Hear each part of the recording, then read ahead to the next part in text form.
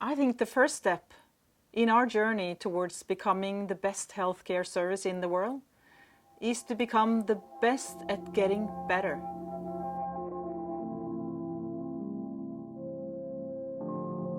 The Norwegian healthcare system provides services of good quality, but that doesn't mean that we don't have areas that we need to improve. Patients fall in our facilities. They get pressure ulcers and they get medication that cause them harm. International research shows that it takes 17 years from new knowledge is acquired until it's implemented in healthcare. And that's far too long.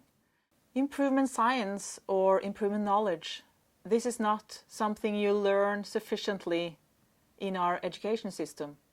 As a nurse, you learn to be a nurse. And as a doctor, you learn to be a doctor. And I think improvement science needs to be included in our healthcare education.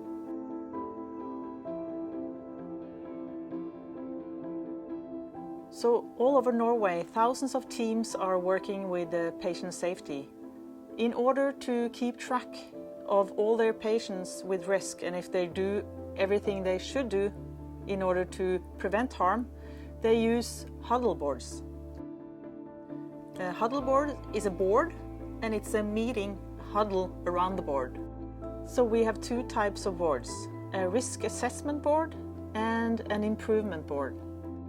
The risk assessment board has each patient vertically and each improvement area horizontally.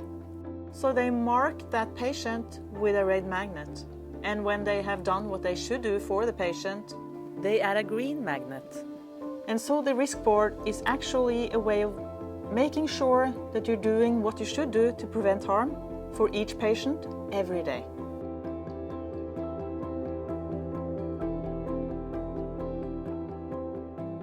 Patient involvement is a huge focus area in the patient safety program, and because of that we urge every team to include the question, what is important to you? One example is a man who wants intellectual conversations to keep his brain alert.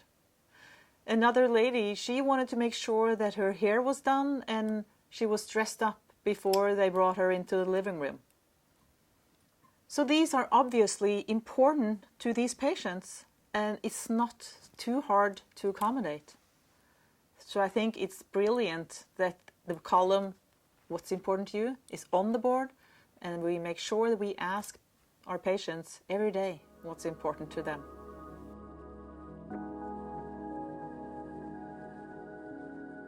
Making activities and results visible is a key success factor in improvement work. The risk assessment board, because it has person identifiable data on it, it belongs in the staff room. The improvement board belongs in the hall, in the ward where everybody can see it, where health personnel can see it, where the patients can see it, and where their families can see it. And oftentimes we see great ideas coming from patients and their families about improvement areas. In the improvement board, you don't look at each patient, but you look at the risk area. And you see if you are getting better results. For instance, for pressure ulcer, you will look at a graph. For the graphs that are showing an okay development, you leave it in the green column. But for those areas where you don't get results, you see that the falls are not reduced in your department, then you put that graph on the red column, indicating we are not satisfied with our results here. So when you have defined that as an improvement area, you go over to the right-hand corner of the board and you look at what ideas do we have in order to improve in this area. So after you prioritize your ideas, you simply define it in an action plan. Who's going to do what until next time, in order to test out these ideas to see if we get better results on our graph next week. I'm all for using electronic huddle boards when our IT systems are capable of providing them. But I'm not comfortable with harming patients while we wait for the perfect systems. My hope is that by the end of 2018, that we have professionals that are confident in their profession, but equally know their improvement work.